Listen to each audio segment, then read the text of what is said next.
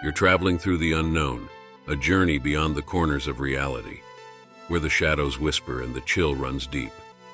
Welcome to the dimension where your deepest fears are given form. This is the Midnight Mystery.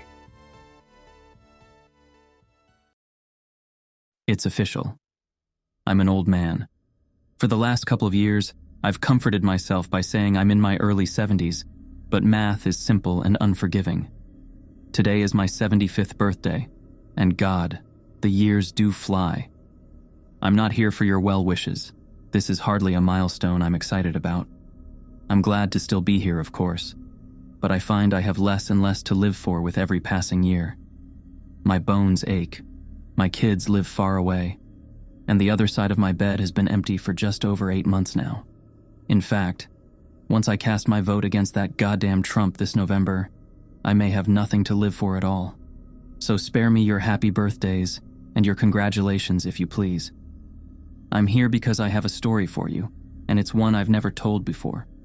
I used to think I kept it inside because it was silly, or maybe because nobody would believe it.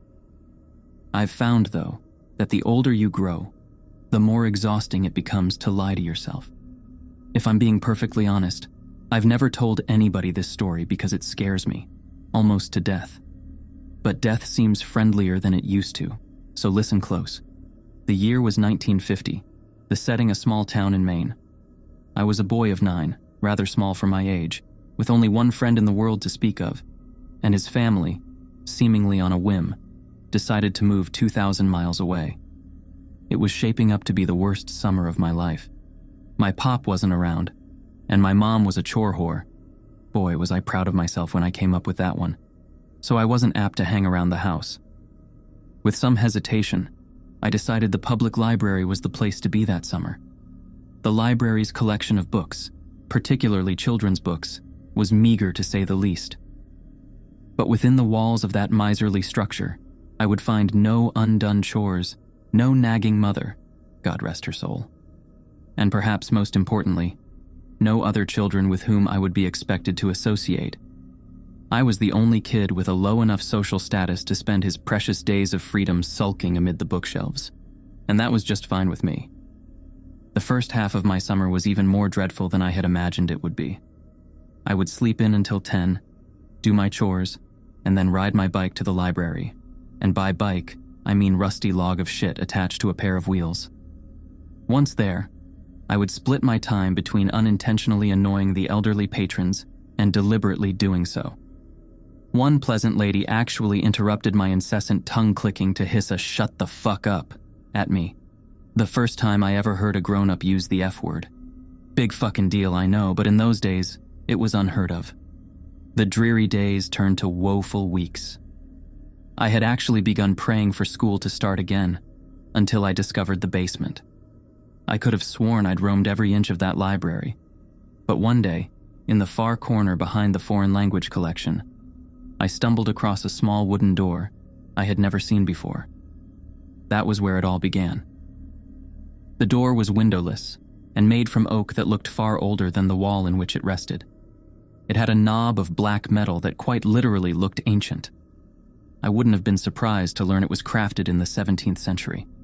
Engraved on the knob was what appeared to be a single footprint. I had the sense that whatever lay beyond this door was forbidden to me, and therefore probably the most interesting thing I would encounter all summer. I quickly glanced around to make sure nobody was watching me, then turned the heavy knob, slipped behind the door, and shut it. There was nothing. Only darkness. I took a couple of steps and then stopped, unnerved by the totality of the shadow which surrounded me. I waved my hands in front of me in an attempt to find a wall or a shelf or anything to hold on to. What I actually found was far more subtle, a small string dangling from above, but far more useful. I grabbed it firmly and pulled it down. Back in the day, lots of light bulbs were operated with strings, and this was one of them. My surroundings were instantly illuminated. I was standing on a small, dusty platform that looked as though it hadn't seen life in quite some time. To my left was a crickety-ass spiral staircase, made of wood and appearing ready to collapse at any second.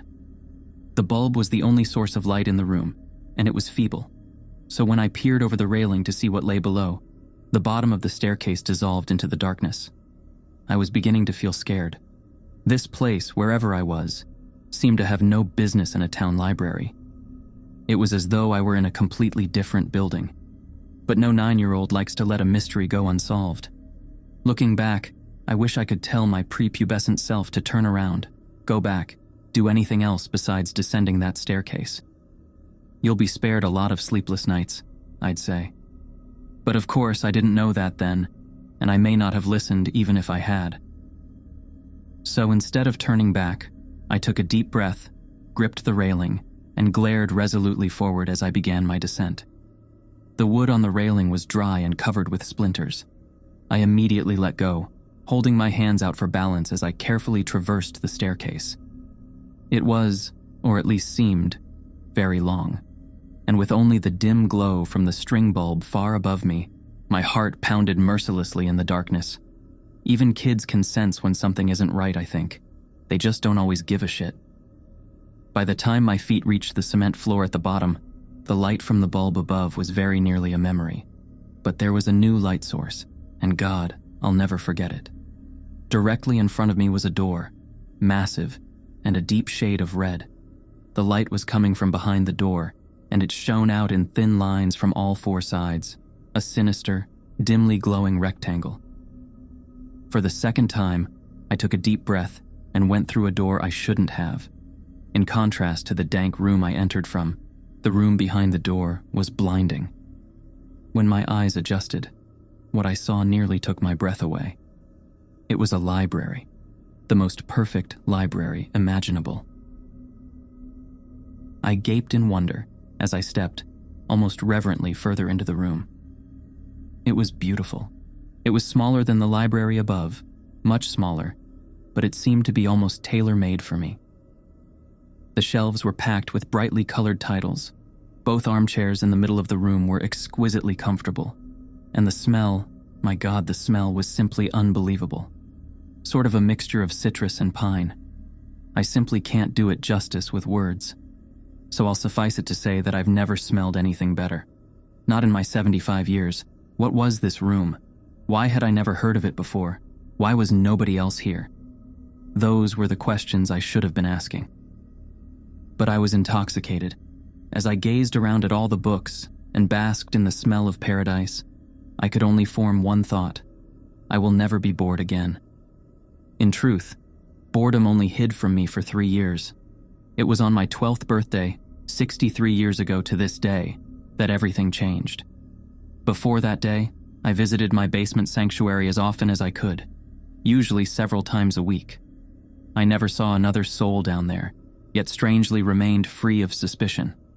I never removed a book from that room, but instead would pick up a particular volume wherever I had stopped reading during my previous visit. I sat, always in the same deep purple armchair, and always leaving its twin barren and directly across from myself. That armchair was mine, the other was, well, I suppose I couldn't have articulated it then much better than I can now, but it wasn't mine, that's for damn sure. On my 12th birthday, I arrived later than usual.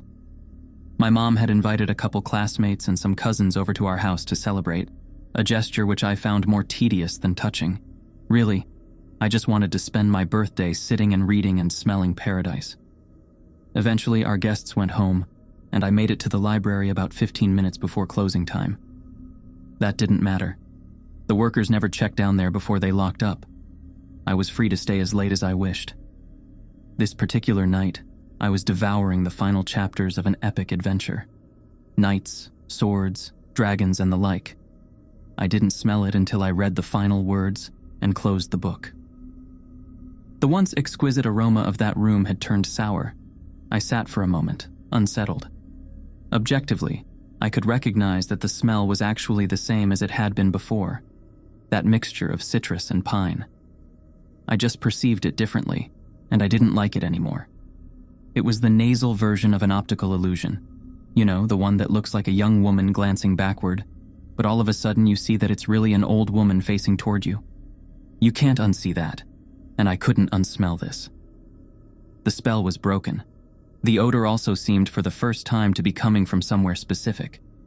With a fair amount of trepidation, I stalked around the room, sniffing the air like a crazed canine, until I came to a shelf near the back. The shelf was perfectly normal, with the exception of one title, a large leather-bound cover of solid faded maroon, with one striking black footprint at the top of the spine. This was the source of the smell.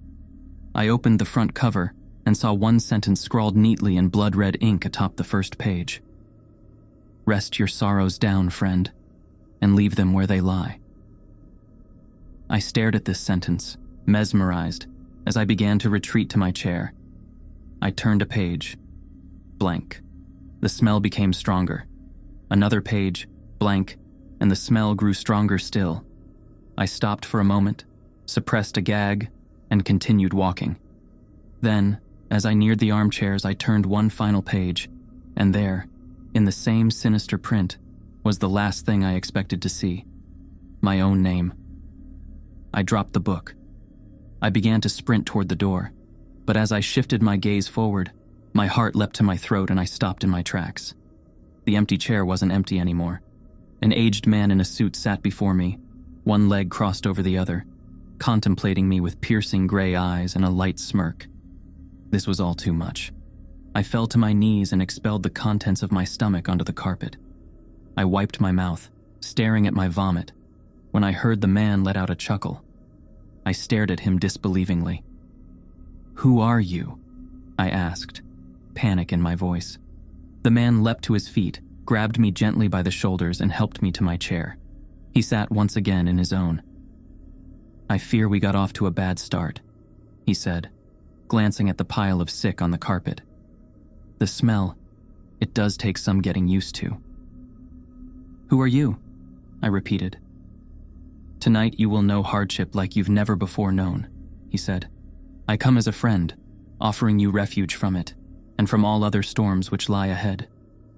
I wanted nothing more than to leave at that moment, but I remained seated. I asked him what he was talking about. "Your mother is dead, my boy, by her own hand in her kitchen. The scene is gruesome, I must admit," he said in sorrowful tones. But was there a playful glint in his eye? "Surely you wish to avoid this path. I can show you a safer one." My blood ran cold at the horrors this man spoke of, but I did not believe him. "What do you want with me?" I demanded, trying to sound braver than I felt. He laughed, an old, raspy yelp that seemed to shake him to his bones. "Nothing but your friendship, dear boy," he said. Then, sensing I found his answer inadequate, he expounded. "I want you to come on a journey with me. My work is noble, and you will make a fine apprentice. And maybe when I'm done..." He sighed tiredly, running his bony fingers through his thin white hair. "Maybe then, my work can be yours." I stood up, shuffling toward the door, but never breaking his gaze. "You're crazy," I told him. "My mom isn't dead, she's not. See for yourself if you must," he said, gesturing toward the door. I threw him a contemptuous glare and bolted for the exit. As my hand closed around the knob, he said my name softly. In spite of myself, I turned around. "Your road won't be easy, friend, if it ever becomes too much for you, and I mean ever," he said, pausing to sweep his hand over the room. "You know where to find me." I slammed the door behind me and took the decrepit stairs 2 at a time. I exited the library, clambered onto my bike, and hightailed it home. The front door was wide open. I dismounted, leaving my bike in a heap on the ground, and approached the house cautiously. The old man was lying. He must have been. Still, tears began to sting my eyes. Heart pounding, I stepped inside and called for my mother. I heard no answer, so I turned into the kitchen. To this day, I don't know why she did it. I've lived in that small town in Maine my entire life, although I've kept mostly clear of the public library. Once, in my late 20s, I summoned the courage to step inside. Life was good at that time, and my fear had begun to morph into idle curiosity. Where the door to my basement sanctuary once stood was only a blank wall. I asked the librarian what had become of that basement, though in my heart I knew the answer. "There was no basement," she said. "There had never been a basement. In fact, if she had her facts correctly, city zoning ordinances prohibited a basement in the area. I've been haunted by that sickly sweet smell, that poisonous blend of citrus and pine, ever since that long-ago birthday. When I saw my mother in the kitchen that day, collapsed in a pool of her own blood, I smelled it. When a man claiming to be my father knocked on my college apartment door, begged me for money, and beat me to within an inch of my life when I refused, I smelled it. When my wife miscarried our second child, I smelled it. And again when she miscarried our fourth. When our oldest son got behind the wheel of the family Buick completely shit-faced and got his girlfriend killed, I smelled it. I began to smell it periodically as my wife became sick. She died late last year, and now I'm alone for the first time in more than half a century. Now I smell it every day, and it feels like an invitation. A few months ago, I went back to the library, and the small oak door with the ancient handle was there, right where it used to be. My evening walk has brought me past that library every day since, but I haven't gone inside. Maybe tonight I will. I'm frightened to die, yes, but lately I'm even more frightened to keep living. The old man was right. My road hasn't been easy, and I doubt it will get any easier. Rest your sorrows down, friend, and leave them where they lie. He promised relief. A refuge, he said. Was he right about that too? There's only one way to find out. After all, I still know where to find him. That's a wrap for today on the Midnight Mystery. Hope you guys had as much fun as we did. If you liked what you saw, hit that subscribe button and give us a thumbs up. Oh, and don't be shy. Drop a comment below with your thoughts or any cool mystery ideas you want us to check out. Until next time, we'll see you in the next Midnight Mystery.